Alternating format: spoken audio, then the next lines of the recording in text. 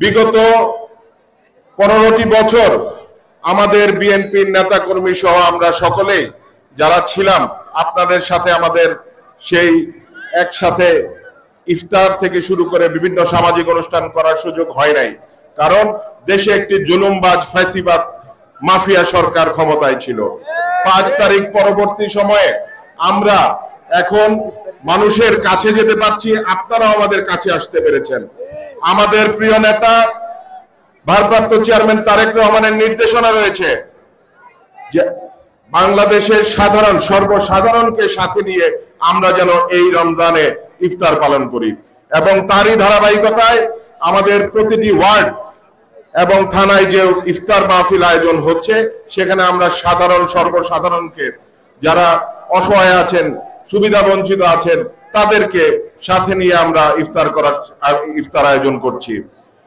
আমরা আগামীতেও ইনশাল্লাহ বিভিন্ন জনকল্যাণমূলক কাজে আপনারা বিএনপিকে পাশে পাবেন, আমাকে পাশে পাবেন।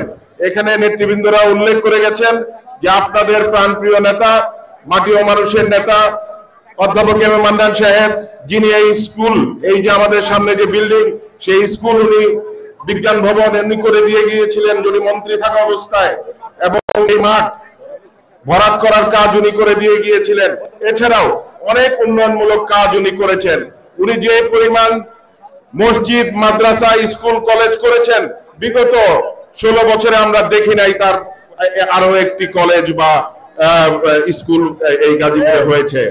মিথ্যা মামলা দিয়ে 34টি মিথ্যা মামলা দিয়ে তাকে কারাবন্দী রাখা হয়েছিল, সে কারণে, এবং আপনাদের এই এলাকাবাসীকে উন্নয়ন থেকে বঞ্চিত করা হয়েছিল। আজকে আমি বলতে চাই যে উনি আমাদের মাঝে নেই, কিন্তু আমি উনার কাজগুলো এগিয়ে নিয়ে যাচ্ছি। আপনারা যদি সামনে আমার জন্য দোয়া করেন, আমার পাশে থাকেন, আমি চেষ্টা করব তার অসমাপ্ত কাজগুলো আপনাদের জন্য করার জন্য। গাজীপুরে লুণ্ঠনের পরে আজকে জাতি স্বস্তির নিঃশ্বাস ফেলতে পেরেছে। আজকে আপনারা দেখেছেন যে দীর্ঘদিন এরকম কোন প্রোগ্রাম এই 47 নম্বর ওয়ার্ডে হয়েছে কিনা তা আমরা দেখি নাই। এখানে শুধু সন্ত্রাস, চাঁদাবাজ এবং মাদকের ব্যবসা হয়েছে, কিন্তু মানুষের সাথে, জনগণের সাথে কোনো সম্পৃক্ততা ছিল না।